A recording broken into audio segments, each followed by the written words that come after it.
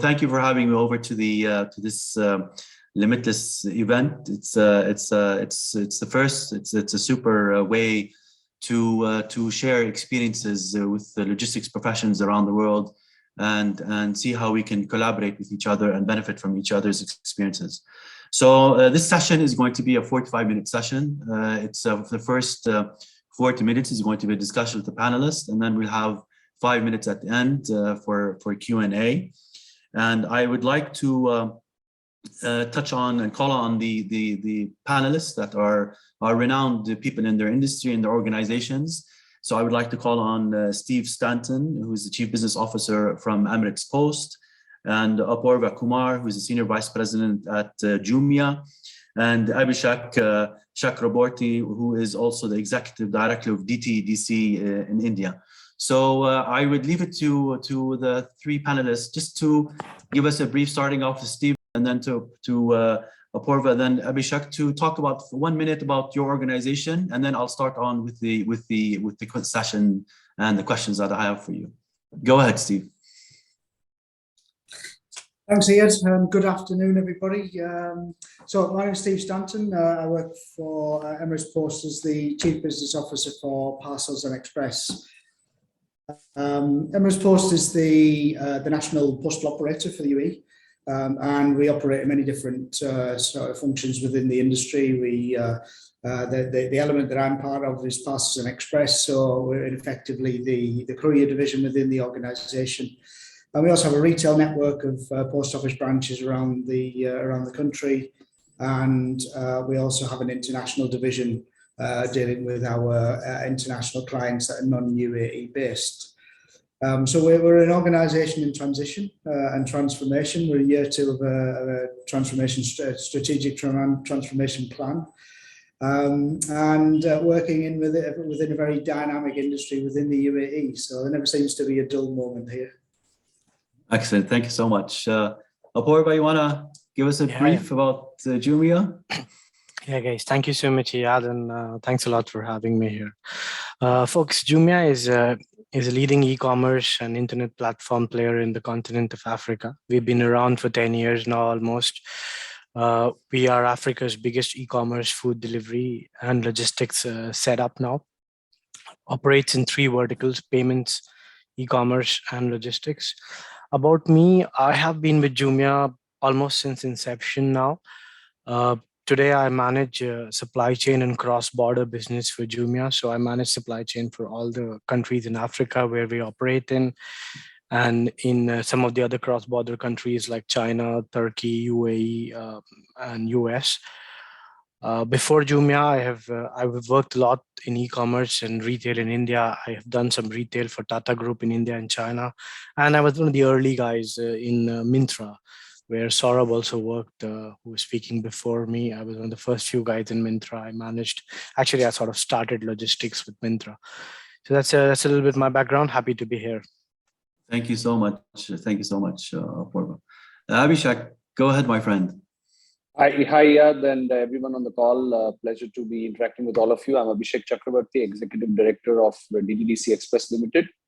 I think for people in India, we are one of the more prevalent and large national players who've been in the express and logistics space for 32 years, and growing at a good and rapid pace, and especially looking at the larger segment of the industry, cutting across B2B, B2C, domestic, international, fulfillment, all of that. Obviously, we've ridden the wave of growth that India has seen over the last few years, especially as logistics and supply chain has become a front and center subject.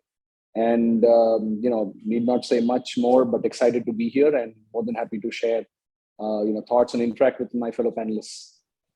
Thank you so much. Thank you so much. So the topics that we're going to be discussing during this panel is about transformation, digitization, new business models, and efficiency, optimization, and tech. So let me start off first with Steve here. Let me talk about cross-border a bit.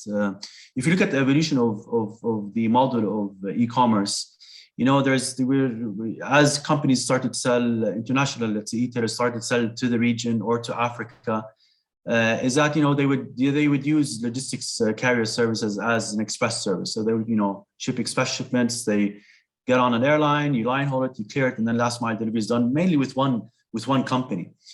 As the model started evolving and as volume started to grow, we are seeing that e-tailers are dissecting the supply chain. Okay, they're doing the gateway operations at the origin on their own. They're even some cases they're going and buying they're buying line haul services directly from the airlines, and then they have a third component, which is the clearance and delivery, which is done by a third-party company at destination. So, are you seeing this? How is this being seen from your end, Steve? The evolution of this model, and how are you tackling it as Emirates Post? Because in the past you used to handle such a big, let's say, lane or type of business from pickup to delivery. Now, a lot of the cases that you're only handling probably part of it, which is last mile delivery. Yeah, well, we're certainly seeing an awful lot more than we used to. I mean, I think the age-old concept of the supply chain seems to be broken now, and it's more of a supply web where many different players could provide different components of the end-to-end solution. In an ironic sense, the way that the postal network is set up globally is in that sort of fragmented situation. So for a postal shipment to move from A to B, the origin country would have the responsibility for the pickup, the export clearance, and the first mile, or the line haul to destination, and hand over to a partner. So our traditional network slightly different to the express industry, where it's controlled by one organization from end to end.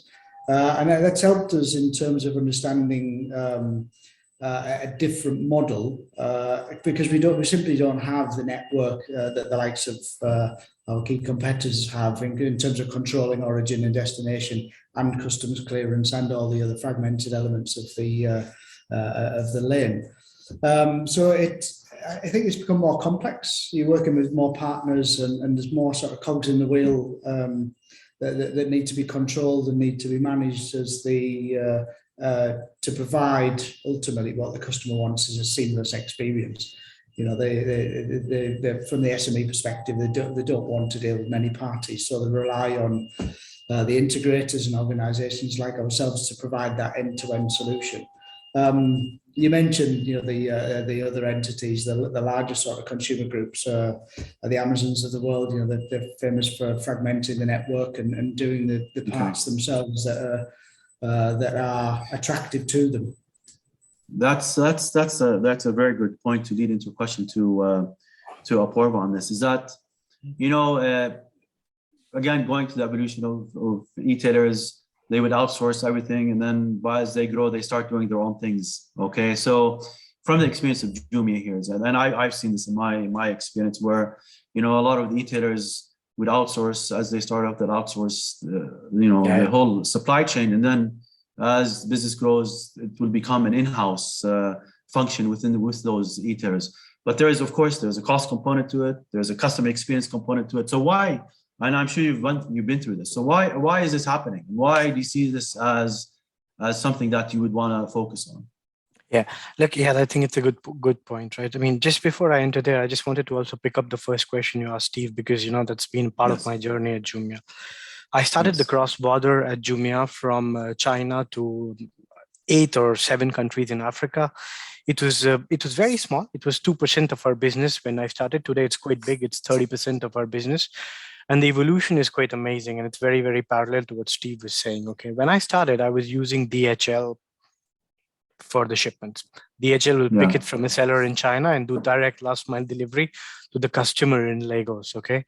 Today, what I have is a break into 4 segments. We call them LSP1, LSP2, LSP3, and the last mile. LSP1 is the first mile, the source. Today, we do it with 2 service providers. We do it with Seco and iMile in China. LSP2 is the line haul. We manage our own relationships with airlines, but we also use sometimes UPS and DHLs, but we manage our own relations with airlines, and we sort of do it 2 or 3 airlines. I mean, we use Emirates quite a bit. We use Qatar. We use Turkish sometimes and Ethiopian a lot. And the LSP3, which is the custom clearance. And here it's big, the most interesting part for you, Steve. Okay. Earlier, when I started doing custom clearance, it was firstly done by folks like DHL and all the international guys, Aramex, Iyad, okay. But then we started working with agents and brokers. We started building our marketplace. Recently, in last 3 months or so, I have the postal authorities doing it for me. Egypt Post does it in Egypt, Kenya Post does it in Kenya, and Ghana Post does it in Ghana, and they do it better than anybody. And it's quite fascinating and amazing how we never thought the postal authorities can do it for us. And it's really because we are able to break it down into the various legs. Now we are able to use post where it makes a lot of sense for us, and the tracking. So it's quite interesting the way this piece has really evolved for us, and it's really helping us get much better. Coming back to the question, Iyad, right? Look, I think as you clearly said, there are 2 big factors which drive the decision: cost and customer experience. Okay. Sometimes we decide to do it ourselves, or we decide to give it to third-party logistics because it's costly or less costly. And sometimes there are some very interesting models which we want to pilot. I mean, for example, one of the more complicated pilots we've been, and it was true even when I was in Myntra like 10 years ago in India. I remember several discussions with Abhishek's team DTDC. We wanted to do some return pickup, and 10 years ago, like that process was not very integrated. So sometimes when there are integrated processes, like we want to do like a trial before the customer can actually select the product and buy it. I mean, those kind of things are difficult because they need technology at various stages. And the APIs today between the logistics companies and e-commerce companies are very restricted to just tracking and shipping APIs, and not really very integrated. So basically that is that. The way we've cracked it is we've built this model which we call a 3PL marketplace. I have close to 600 3PLs operating for me in Africa. All of them operate on our technology platform, and it works very well. I mean, it's like franchisees for big logistics companies. Okay, I mean, they use their technology, their processes, but they are independent logistics companies, and we manage them with performance and with incentive structure. Interesting, very interesting, very interesting. Thank you so much on that. Abhishek, on the domestic scene. So let's talk more or less domestically now with the volumes that you have and the competitive market that you're in.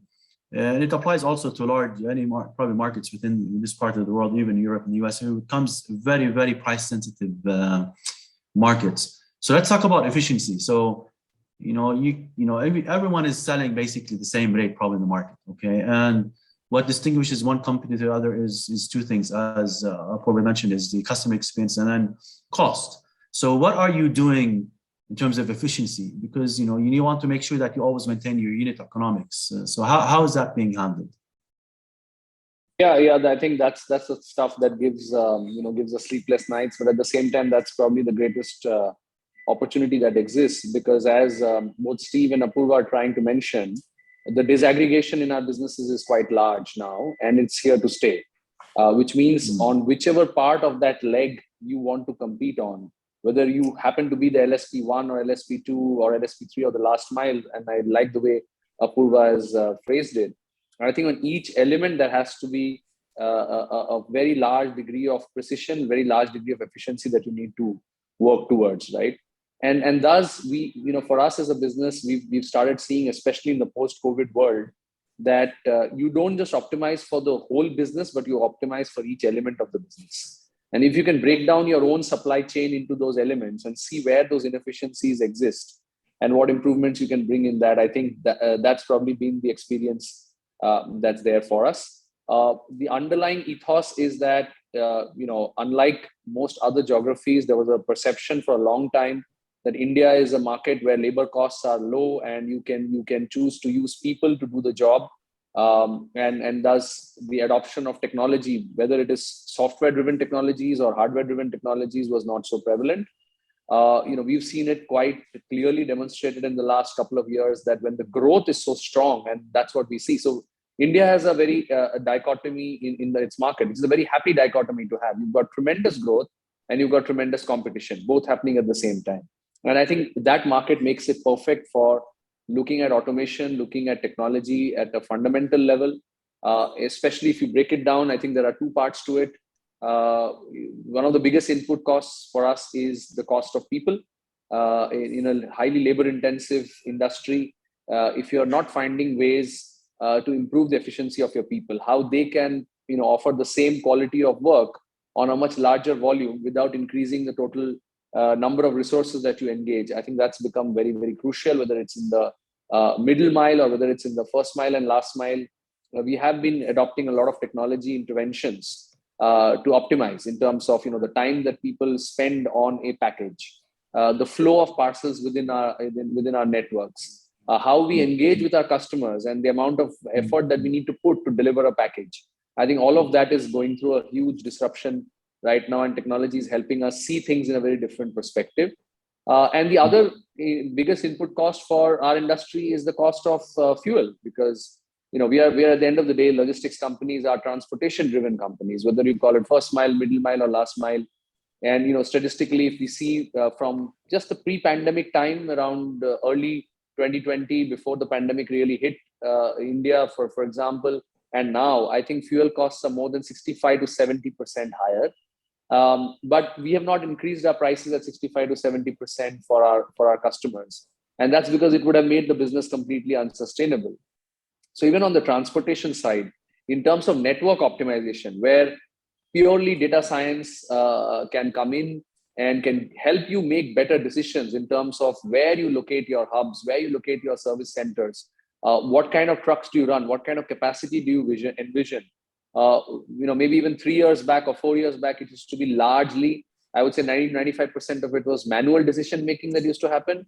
Today, we're happy to say that at least 65 to 70% of the decisions that we're taking for the network, for the fleet, for our physical footprint is mostly driven by data science. And that means that even though we've seen an input cost increase on a per unit basis of 65-70%, but overall for us, the cost increase has been much lower. And therefore, we've been able to be competitive and stable as far as our approach towards our customers is concerned. So those are my opening thoughts on that. Perfect. So I think there's a couple of things that I would like to also touch on what you mentioned. Basically, is that, and I've seen it through a lot of organizations, whether they're e-commerce companies or logistics companies, drawing up their customer journeys and dissecting every single customer journey, the touch points, and how can they enhance on the experience or achieve efficiency. The other one is network design. Looking at a market like whether it's a domestic market or an international market, how can you redesign your network, to make sure that you're offering a better service, a superior service, let's say, and a cost-effective service. So network design plus efficiency plus customer journeys. Steve, on that point, let's talk about last mile a bit again here. So if you look at the markets globally, I would refer to them as last mile disruptors. These are small companies. They will come up and then they're very well funded and they get assessed, basically they're valued at multiple of GMV. And us large organizations around the world, we have to keep on maintaining profitability, because that's how we're looked at. Is how profitable how profitable we are and how do we grow in profitability. So how are you tackling that? These companies can come in and they have a lot of cash. They can I don't want to say burn rates, but they can definitely compete on rates. So what are you doing about that? How do you handle such an issue? And there's tens of them in the markets that we operate in. Iyad, the UAE market. There's now nearly 160 operators within the UAE Express market, and many of them, one of the primary competitive elements now is that they don't consider themselves logistics companies, they consider themselves tech companies. And the whole background and the core of what they do is built on tech. Jumping back to both what you mentioned and what Abhishek mentioned, this breakdown of components in the whole chain or the whole web into the individual components. And from a domestic point of view, the lion's share of the cost and effort lies in the last mile. The network is relevant, of course. The last mile efficiency now, it's got so good from an industry perspective. you can buy the simplest routing technology just off the shelf now. So the differentiator between a manual operation and a tech-driven last mile operation with dynamic routing and volume balances and all of those things is in the marketplace. It's generally flat line. So you've got to find out where the differentiation is to get that extra percent, that extra 2%, that extra 3% from an efficiency perspective. Well, of course, whilst maintaining the customer experience. And in such a market as the UAE, you know from your experience, there's an unstructured addressing system similar to what Surab mentioned on the previous call. So it's not the easiest challenge to solve, and I'm a firm believer that those that crack the addressing structure, which then feeds back to all of the other components in terms of routing, dynamic routing, a reduction in customer contact because you know where the customer actually is, and you can plan better, you can have better communications with the customer to improve one of the other elements, which is probably one of the biggest cost impacts, which is failed deliveries. And by removing all of those costs out of the chain, it's all dependent on the accuracy of the delivery address. Now, you can convolute that to an extent by the implementation of, say, a locker network or a PUDO service point network, for example. But ultimately, most of what we do now is driven by the address challenge and how we improve that. That's the address issue is something that is mentioned probably now in our session like 5 times, and it was previously mentioned in the previous. It was also discussed in the previous session. And there's a question actually from the audience on this issue: is that one of the attendees is asking here, how does the issue with the addressing system and the complication behind finding an address affect your delivery efficiency? It's a major issue, I think, and I would like to hear from Apoorva on that, and then Abhishek. So how are you handling this issue? You are the first, let's say, element of making sure that you get the proper address because people are placing an order on your site. But sometimes, I've been through this. We get shipments, as a delivery company, with literally it's either descriptive address, or it's just. And so I'm not saying this is Jumia, of course, but in other cases, you have some retailers that give you a telephone number. So how are you tackling that issue? It's a huge issue in the industry, and it's as much as we try to be efficient as last mile operators or logistics providers, it literally kills that efficiency formula that we're trying to achieve. So how are you tackling that? And then I'd like to hear from Abhishek on that. Look, I'll tell you a few funny ones just to lighten up. Okay, my first day in Nigeria, I went on a delivery run with the drivers, okay? And I don't know if all of you might have been to Nigeria, but look, the road from the airport, there is no road, okay? So there is no road. You're driving on mud for a long, long time, and suddenly you're going left, right, center, and I'm carrying, by the way, some expensive stuff in my back of the van. There's an iPhone, there's a big TV, and I'm wondering, like, who orders these TVs here, man? Like, this is such a bad place, okay? It's my first exposure to Nigeria. And then I go, and then suddenly my driver stops at the point because we're looking for house number 14 in a particular street. There is no GPS, there is no map, okay? You have to ask, like, and even like, there is a concept called area boys in Nigeria. What are these guys? They are these guys, unemployed youth, who are standing at the entrance of every community and compound, and you give them like a 50 naira note, which is like, 1/10 of a dollar now. And they will be able to tell you by the name of the person, not by the address, okay? By the name of the person where this guy lives, okay? I mean, so basically there's this added cost, okay? My driver goes there and say, wait, let me go to the area boys. He goes with a cold drink and say, look, this guy's going to take us here. This guy, I was crazy, man. Like, so what if he's sick? What if he's sick that day? So what happens? Good luck. I mean, that's why my attempt to delivery rate in Nigeria is not so high. Anyway, so that's one very funny story. And house number 13 was here, and house number 14 was 2 roads apart and somewhere else. I mean, people actually decide their house numbers. There is no like government house numbers, okay? You like 145, you keep 145, okay? You like the name of the street to be Chief Fadiwe, you can keep it Chief Fadiwe. Your grandfather's name was some other chief, that is the other chief. So same road, 2 names depending on which grandfather's grandson ordered the package, okay? So that's one. Second, like when I came to Egypt, in Egypt, in Arabic, like you speak or you write a lot to just convey the same information compared to other languages, like especially German and French. I would get addresses like, come near this mosque and call me, like written there, come near this mosque and call me, right? And it's crazy, right? Look, what we're trying to do is and it's quite difficult to do. Let me be also very honest, okay? We also spoke a lot to guys like what 3 words and all. The reality is not many people know their coordinates. I don't know where I'm sitting right now, the coordinate of what 3 words, okay? What we do today is we force the customer to do a GPS pin when they are ordering, because 90% of our traffic now comes from the mobile app and not from the desktop. It was very difficult when it was coming from desktop. We use this GPS pin as an input in what Abhishek was also talking about. We use some very popular variable route planning tools, data science, basically to decide what hub, what driver this packet should go to. That's one. Second, every time there is a delivery, confirmed delivery, we validate that pin versus the pin which was given on the tool. So the driver it's very local to us. I don't think you need this in London, for example, okay? But in Africa, like, you need the driver to confirm, yes, this pin was the right pin, or no, I need to move this pin like 1 kilometer forward to get to the right pin. So we managed to get the repeat customers a bit better, but the first time customers is very difficult. I'm looking for some tools. I'm talking to some data science teams in other parts of the world, which can, on the basis of some keywords, give us like an approximate pin location which we can use. So, but it's quite complicated, but we are enjoying solving it. Okay, very interesting. And I think you have a humongous database, of course, now, whereby you have machine learning where you can populate these addresses based on a telephone number. Yeah. Fair enough. Abhishek, what's your take on this on this specific issue in India?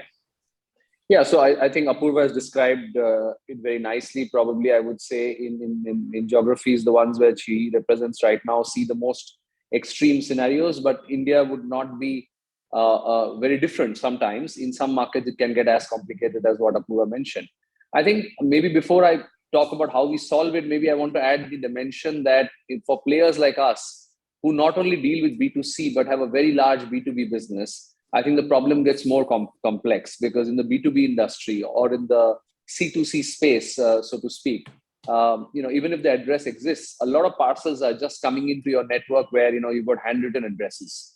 Yeah. And I think the part that we really have focused upon is to say, first and foremost, how can I get the content and the data which is there on the package, even if it's a handwritten address, can I get that data into my system, right? And then can we work on technologies around machine learning, around AI, around image recognition, and start converting those addresses into intelligent alphabets and characters, which then at some point in time, as the models get more evolved, and as Apoorva was talking about, we can actually start getting quite accurate, or getting at least the levels of approximation tend to improve.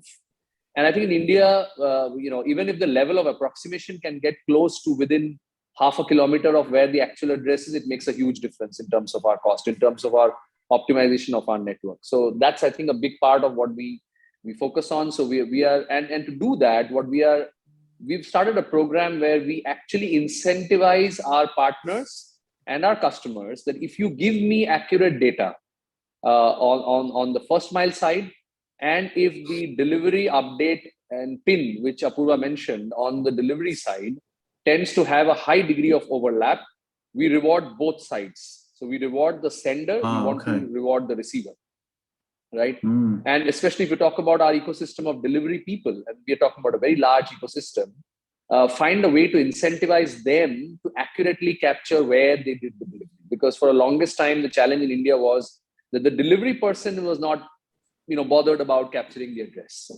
He knows it. So most of our riders would automatically know, like Apoorva mentioned, they would know people by name. They would know people by the street and the colony in which they live. And that was good enough. But as we are getting more and more deeper in terms of penetration, as retention of people becomes complicated, because you can imagine in a given year, there is around 20 to 25% churn in the people who are doing deliveries in any average logistics last mile network. So you can't be dependent on the human memory anymore. And that's the reason why we have to come up with programs which incentivize the sender, incentivize the recipient, and incentivize the actor, which is in this case the delivery people, the last mile sortation people, who, if they are able to get the right geocoordinate at the time of delivery and get it matched, and we see repeat deliveries happening in the same geocoordinates, we tend to give them more reward. And over a period of time, of course, subject to all GDPR or similar regulations, how do you maintain the data but not compromise the privacy of a consumer? I think that's a larger question. But we build that in even as we speak today, because we know, in a disaggregated form, this data is very powerful, but not at an individual level. You don't want to get into those conflicts. But it's a large problem to solve. Maybe I would refer to what the previous speaker in the last session said. This is a fantastic use case for pan-industry collaboration. All logistics players and all retailers coming together and saying, whether the government can do it or not, can we come together and start, sharing information without violating privacy norms and start creating a better ecosystem? Because the more data that gets into the model, irrespective of whose model it is, every model has a better opportunity to optimize, to get more accurate. And I think consumer behavior, that's the one I want to refer to. Rewarding consumers to get that information. Reward them if you are able to save your address and make sure the delivery happens accurately. I saw a retailer recently who actually told their customers that provided with GDPR regulation, if you can pin your address in the mobile app, you get 100 loyalty points, which translates into almost the same amount of money as discount on the product that you buy. So I think the ecosystem play here is going to be crucial. As logistics players, we can do our bit, but I think the ecosystem play is going to be the key to really solve this, not only in India, but in all those fantastic geographies that Apoorva also represents. Excellent. Thank you so much, Abhishek. I think this reward program is a very nice idea that we should think about and carry on. And how can us as a logistics company consolidate our efforts together and try to come up with a solution that's unified between us? Let me ask a question. Actually, it's for the three of you, and I'll start with Stephen on this. What we're seeing now is the PUDO networks being set up. Okay, whether it's in this part of the world, everywhere actually, where you have lockers, you have pickup points, and one of the challenges that I also see from an operation point of view is the delivery attempts. How can we reduce number of delivery attempts? Why should I have an SLA with an e-tailer? This is something Apoorva you can talk about. Why would I have an SLA with an e-tailer that says I have up to 3 delivery attempts? Okay, why don't we just say, okay, I do 1 delivery attempt, but then you default it to a pickup location, and that's it. So, are you seeing within Emirates Post? Are you seeing more shipments going to pickup locations? And what is the key to be able to divert shipments to pickups versus deliveries? Because it's, again, I'm sure it is more cost efficient and effective. Yeah, it certainly is from a unit rate perspective. When we went into the PUDO arena, we did a lot of research, and what we found is that from a global perspective, penetration is obviously key, penetration and usage of the network to get the efficiencies. So some Scandinavian countries, for example, have penetration rates up to 85–90%. Particularly amongst the bigger postal operators, 85 to 90% of the shipments are delivered through the PUDO networks, which is incredible from a density perspective and a skill perspective, because they can reap the efficiencies. But it's very much down to consumer demands. Now, so I can speak about the experience here in the UAE. The UAE customer has an air of everything needs to be convenient. So I think the true key behind a PUDO network that will work is the convenience factor. You need the density of locations. You need to be everywhere and anywhere on a model that is asset light and a model that is pay per use, for example. So that flexibility allows you to expand the network and really be in touch points that have high footfall or regular traffic, or even service areas of the community which are quite rural, but with that flexible model, it can work.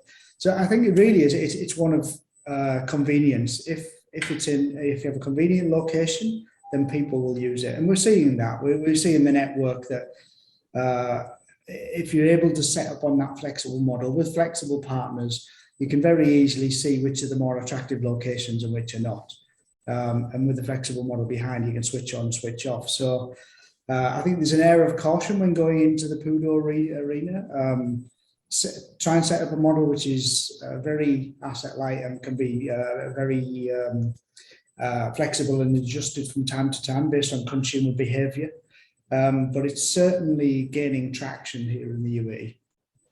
Okay, cool. And Apoorva, what's your take on this? So if I come and tell you as a logistics provider that, you know, our SLA going forward is going to be one delivery attempt, and then we're going to have to convert it to, let's say in the UAE, to an Emirates post pickup point or anywhere around the world where you have a presence. So what's your take on that? You know, it's again, you want your shipments to be delivered, but again, it's affecting the logistics providers. No, I have good news for you guys. There is a lot of history. That's why Iyad is pointing it to me. One of the big conversation points. No, there's nothing hidden here, by the way. There's nothing hidden here. One of the conversations between Aramex and us in Egypt was this number of points. And we wanted to do 3, and Aramex had an SLA of, I think it was 1, and they wanted 4 days in pickup stations. And we said we want 7 days. So typical e-tailer logistics. But good news is, Iyad, last year we moved it to 2 officially. We said our SOP is 2, no longer 3.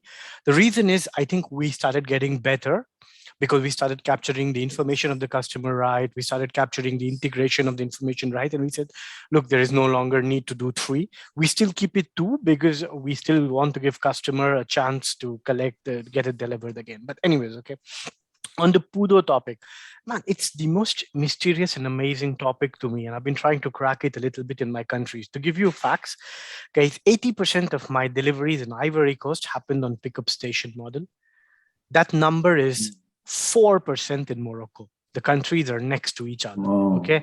In Kenya, 75% of my deliveries happen on pickup station model, but in Nigeria, only 5%. Okay. And I have been trying to build hypotheses because the reality is it's an excellent model for cost. If you manage it well, it's a great customer experience channel because you can do a lot of education on the pickup station. You can do return experience and, you know, repeat customers.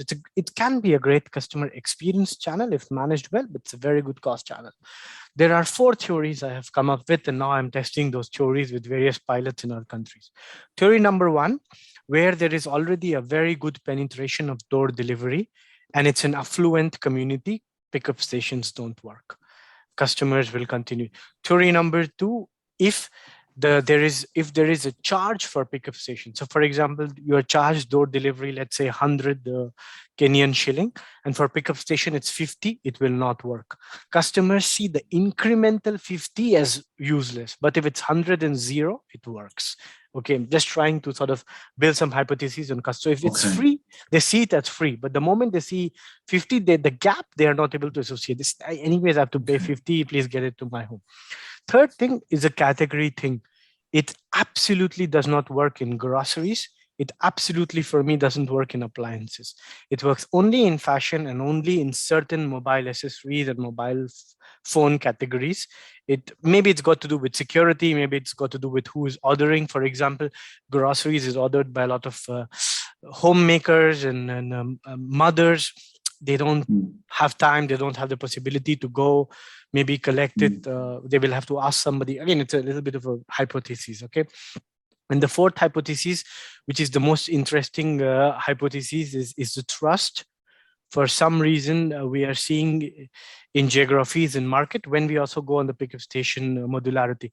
When we use for pickup station, like for example, when we use pickup station, we use Amana, Moroccan Post, or we use like a retailer or a petrol pump, like we're doing with Shell petrol pumps.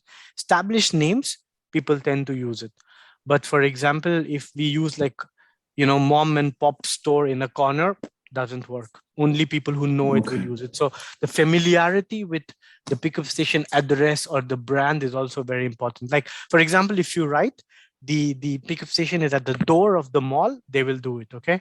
But if you write the address of the pickup station, which is exactly the same point, it will not get selected. So you need to present it in a familiar address way. So those are like my learnings on this model. Perfect. Thank you so much. We have 2 more minutes left, and I would want to touch on a topic with Abhishek, if you don't mind, which is talent. Okay, this is we're all individuals here. It's all about talent at the end of the day. So our models, our supply chain models, our logistics is run by people eventually. And then, of course, we're introducing automation. So tell us about talent a bit, Abhishek. How is it nowadays, especially with the crunch that is happening in supply chain? Our industry pre-COVID was not very probably attractive. Now it's probably a very hot industry. So are you feeling there's a crunch on talent, and what are you doing about that if there is? You have 2 minutes. It's a fantastic question. We'll try to answer it quickly.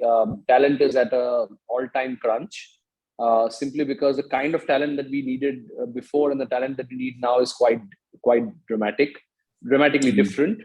And in fact, having prior knowledge of logistics or supply chain is actually no longer a mandatory requirement especially for people who are going to develop the products and solutions of the future. I think people who spend time in customer experience related journeys, who've actually been on the side of the business where they have understood how customer perceptions about service is influenced, are the kind of people that are being demanded. Of course, on the pure technological side with the new technologies, whether it's analytics, whether it is machine learning and AI or data science in general, I think that's the space where there's a lot of crunch for talent. The demand is going to explode. We've not been helped by the fact that we're also living in the era of the Great Resignation.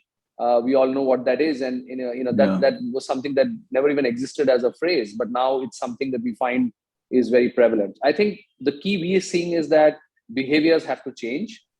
Supply chain and logistics companies used to think like a very different kind of a business 5 years back. I think we have to learn from the disruptors in our market. We have to learn from these new age companies and change some of the organizational behaviors, HR practices as well, in order to stay competitive. Because it's no longer competition for business alone; it's competition for talent as well. So if you can't stay competitive on the talent scene, you will not compete on the customer scene either. So that's my thoughts on that. That's a very good way to close the session. I would thank you so much, Steve, Apoorva, and Abhishek. It was a very enlightening session, and thank you, Shipsy, for organizing it.